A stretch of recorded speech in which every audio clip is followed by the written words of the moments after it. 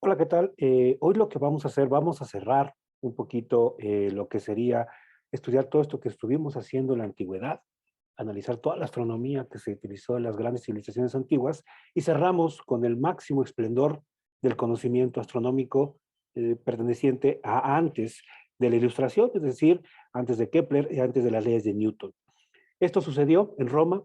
Recordemos también que los romanos técnicamente ellos no hacían, no aportaron nuevas ideas a la astronomía, sino que tomaron todo el conocimiento griego, hasta ese momento que se sabía del cosmos, y lo aplicaron para situaciones de poder. Hemos visto alrededor de todo esto, todos estos cápsulas, que siempre la astronomía estaba asociada a una cuestión de poder. La gente que sabía del cosmos tenía el control completamente en este caso, por ejemplo, los mayas tenían el control de las cosechas, tenían el control del pueblo. En el caso de Roma fue un poquito diferente. Era una cuestión de poder, de lujo, somos el esplendor del conocimiento, somos Roma, somos el mundo.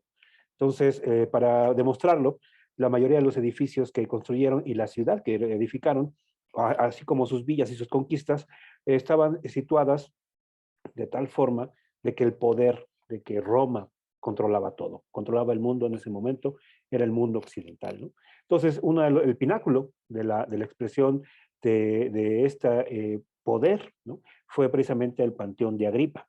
Así se le conoce, el panteón no se refiere a algo donde haya muertos, sino el panteón viene de la palabra griega panteios, que significa lugar donde habitan todos los dioses, ¿no? Y de Agripa, ¿por qué? Porque fue el primero en el que edificó este primer edificio. No lo conocemos actualmente porque se quemó, como muchas cosas en Roma se quemaron. Entonces, pero sí, después lo mandó reconstruir a Adriano. Y bueno, una vez que lo reconstruyó, es el que conocemos actualmente, ha tenido muchas reconstrucciones, pero es el edificio mejor conservado de la antigua Roma. ¿Por qué? Porque una cosa, bueno, como era muy bello, se le pasó precisamente a la Iglesia Católica después de que Bizancio, se fundó Bizancio y el Constantino se volvió cristiano, y bueno, ¿no? Gracias a eso se convirtió en una iglesia, ¿no? Entonces, gracias a eso el edificio se salvó y tuvo muchas reconstrucciones y hasta el momento se considera un patrimonio de la humanidad. Pero vamos a ver exactamente por qué es interesante en astronomía y lo que vamos a hacer, que primero me hago pequeñito, ¿no? Para no estorbar en las fotos, ¿no? No me hago transparente, mejor me hago pequeño, ¿no? Quiero que una cosa así, y ando por acá, ¿no? Entonces pongo el apuntador y bueno, el Panteón de Agripa actualmente está situado aquí en esta, vamos a ponerlo acá en full. Ahí está, ¿no? Entonces, es el Panteón de Agripa actualmente, ¿no? Tiene 8 columnas por adelante y 8 columnas por atrás, y tiene una gran cúpula que tiene podemos decirle, un agujero en medio, ¿no? Ese agujero en medio, ese es muy importante, ahorita lo vamos a ver, porque calcula los solsticios. Es la única cultura que se conoce antes del Renacimiento con Kepler y Newton, en donde ellos podían calcular exactamente, gracias a los trabajos de Ptolomeo, los solsticios. Es la única cultura. En Occidente se sabe que son los únicos que podían sacarle provecho a los solsticios y a los equinoccios, ¿no? Entonces, calcularlos no es trivial, se requiere geometría que ya tenía Grecia. Entonces, se sabe que ellos ya conocían exactamente tienen este conocimiento sobre el cosmos, ¿no? Entonces, bueno, el cosmos de aquel momento. Esta es la forma, esta es la entrada del panteón. Aquí se entra y esta es la gran cúpula que tiene este gran agujero, que es donde permite entrar el sol de forma muy particular, ¿no? Entonces, bueno, el que lo creó fue Marcus Agripa, ¿no? Que más o menos se entiende que fue más o menos 27 años antes de Cristo, lo mandó a hacer. No sabemos cómo era, porque desgraciadamente les digo que se quemó. Este era Marcus Agripa, pero se conservó su nombre en la entrada, ¿no? Entonces, hasta el momento Adriano no quiso poner, y no sabemos si Adriano en ese momento, en qué año lo hizo. Sabemos dónde reinó y posiblemente en qué año fue construido, pero él no quiso poner su nombre, lo dejó para este Marcos Agripa y lo dejó en la entrada, ¿no? Entonces, en la entrada del panteón está el nombre escrito, bueno, está la inscripción de Marcus Agripa, ¿no? ¿Quién era Marcus Agripa? Bueno, aquí, bueno, si no sabe uno quién es Marcus Agripa, pues ahí en el título dice, ¿no? Aquí está escrito, y está en latín, y vamos a ver qué significa, ¿no? Aquí está. Entonces, aquí está. Entonces, en latín, bueno, ellos también hacían mucho lo que hacía, lo sé cualquiera, ¿no? Simplemente acortaban palabras para que cupiera todo, ¿no? La palabra, ¿no? Entonces, en latín nos dice que es Marcus Agripa Luci Filius Consul Tertium Fecit, lo que significa que en la inscripción de entrada dice Marcus Agripa, hijo de Lucio, cónsul por tercera vez, es decir, un cónsul era alguien muy importante dentro de la sociedad romana, era alguien que era un patricio dentro de la sociedad, que podía, y cuando eras cónsul, podías tener varios cargos dentro de la estructura de la burocracia romana, ya podías ser senador, podían darte una gobernatura, o podía estar cerca siempre del poder. Entonces, él fue cónsul 3 veces, no sabemos a qué se refería por 3 veces, ¿no? Pero al final él lo marcó ahí, para él era muy importante decir que había sido 3 veces cónsul, ¿no? Y lo hizo. Es decir, Marcos Agripa, hijo de Lucio, cónsul por tercera vez, lo hizo. Se refiere al edificio. Entonces, y esa es la inscripción que se quedó, ¿no? Se quedó, pero él no fue, el que conocemos actualmente no fue hecho por él, sino fue por el emperador Adriano, y se conoce más o menos, se calcula por la estructura del edificio y por el tipo de mantenimiento que tuvo en esa época, que fue en el año 123, 125, que es el edificio que conocemos actualmente, ¿no? Este es Adriano, ¿no? Que el que mandó construir esto, bueno, reconstruir más bien. Después, cuando cayó el Imperio Romano y empezó ya el cristianismo, ¿no? Cuando el Imperio Romano tuvo su decadencia y tuvimos a este Constantino que se volvió cristiano, se pasó a la iglesia. Roma se consideró ya sede de la iglesia romana y al que se le dio, si no hubiera sucedido esto, pues el edificio igual, lo que pasó con muchos edificios romanos, simplemente se toma el material, se tomaban las piedras de lo que estaban hechos los edificios y pasaban a ser a otros edificios, ¿no? Como le pasó al Coliseo, el Coliseo no lo terminaron de destruir porque pues, estaba muy grande, pero muchos edificios que sabíamos que existieron en Roma, pues ya no están debido a esto, pero este es el único que se conserva como está prístino, ¿no? Esto gracias porque se le pasó a la Iglesia Católica, ¿no? Fue Bonifacio IV el que recibió el edificio, fue en el año más o menos 600, y recibió el edificio y lo convirtió en iglesia, que es lo que actualmente tiene, ¿no? Fue modificado durante los años, y esto fue prácticamente el final del esplendor de la astronomía en la antigüedad, ¿no? Bueno, la antigüedad occidental, a partir de aquí, viene de la parte que se conoce como oscurantismo, porque ya no hubo avances, no hubo nada, la Edad Media, y hasta que viene el Renacimiento después con Tycho Brahe, con Kepler, con Newton, cuando se vuelve a tomar y se vuelve a estudiar el cielo de manera matemática y científica, ¿no? Este es Bonifacio, San Bonifacio, de hecho, San Bonifacio IV, que gracias a él se conserva el edificio, ¿vale? Esta es otra toma actual de conservar. Si se fijan, acá está la cúpula y aquí está la entrada, y aquí está el nombre que se conserva hasta la actualidad, ¿no? De Marcos Agripa, ¿no? Que es el autor principal, ¿no? Entonces, bueno, aquí están las fases de construcción, o que se supone de construcción del edificio, de cómo se construyó, o se supone que construyó Adriano, no Agripa, sino Adriano, que es la construcción que conocemos, ¿no? Lo más interesante es la cúpula. La cúpula tiene que ver con los equinoccios. Este es el único edificio, pues bueno, de la antigüedad, o del florecimiento de la antigüedad, que se conoce que le sacaron provecho a los equinoccios. Se ha pensado que otras culturas precolombinas, por ejemplo en América, tal vez tenían conocimiento de los equinoccios, lo cual no es cierto. Se requieren conocimientos matemáticos muy fuertes para esa época que no se tenían. Entonces ellos no hablaban de equinoccios. Tal vez los detectaban, pero no tenían forma de calcularlos, ¿no?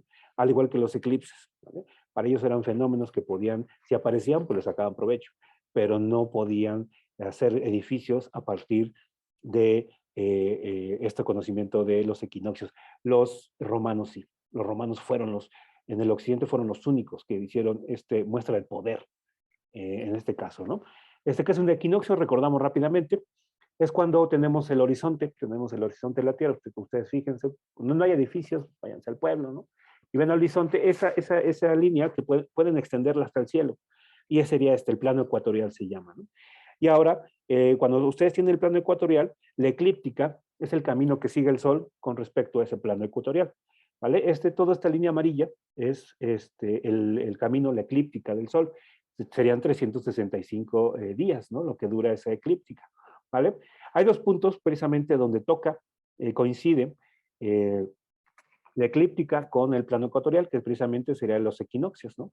En este punto sería el equinoccio de primavera y este sería el equinoccio de otoño.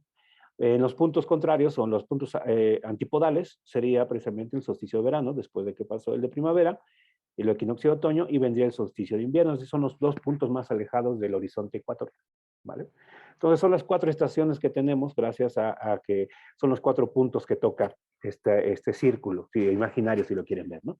Entonces, bueno, ¿cómo se ve a través del Sol? Bueno, el Sol a través de esta cúpula que se ve, aquí está. Este es bueno, el Panteón de Agripa, y siempre llega un punto en que el Sol entra, ¿no? Casi siempre es precisamente en el cenit, ¿no? Pero no siempre entra igual porque la eclíptica va cambiando, ¿no? Entonces, ¿cómo varían los puntos? Aquí otra toma, ¿no? De cómo entra precisamente el Sol en cierto punto. El Sol tiene esta iluminación a mediodía, justo en abril 21. ¿Por qué de abril 21? Bueno, abril 21 no es el equinoccio, ¿no? Se supone que el equinoccio es en marzo. Entonces, ¿por qué en abril esta inclinación se logra?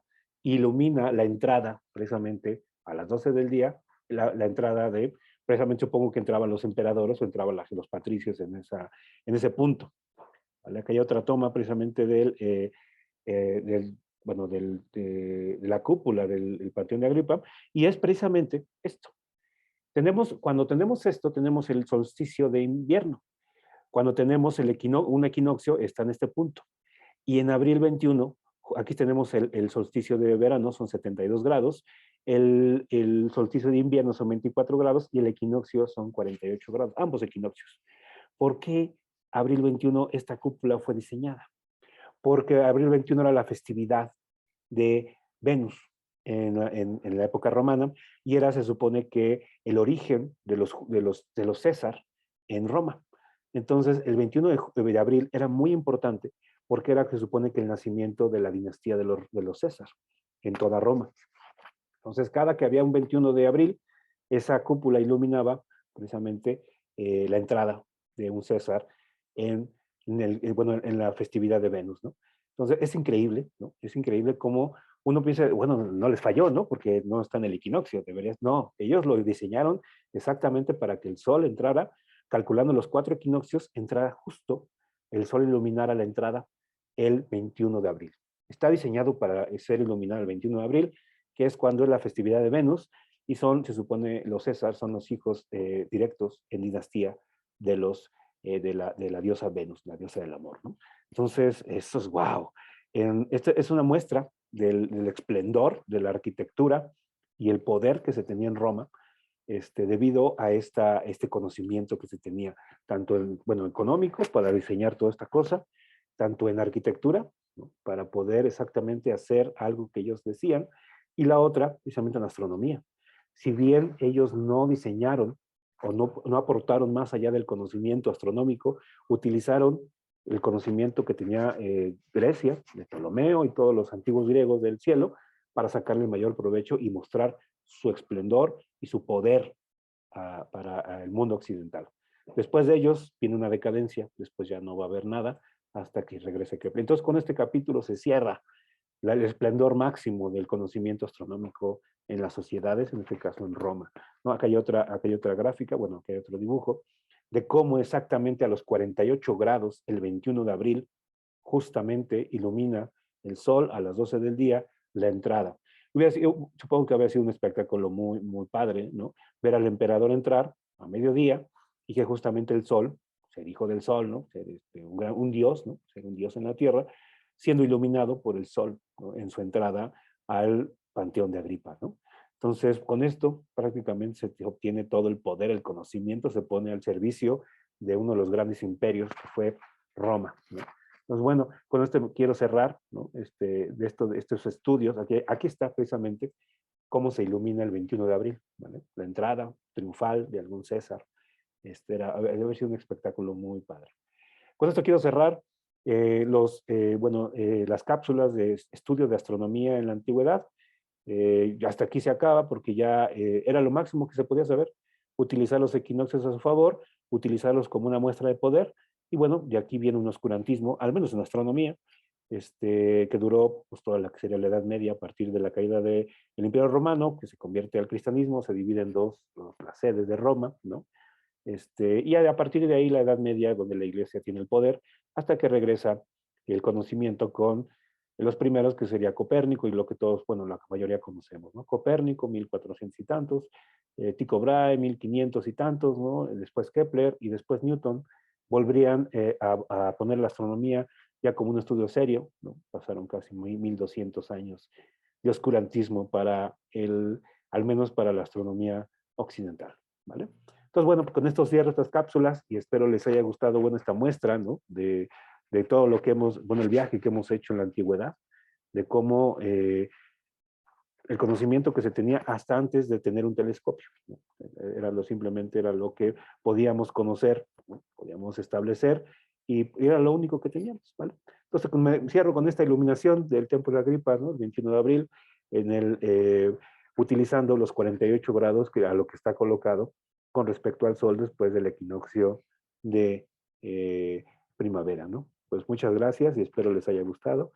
Y nos vemos en otras cápsulas, pero ya no va a ser de la antigüedad, sino vamos a retomar estudios actuales, ¿no? De lo que es la astronomía, ¿vale? Pues muchas gracias.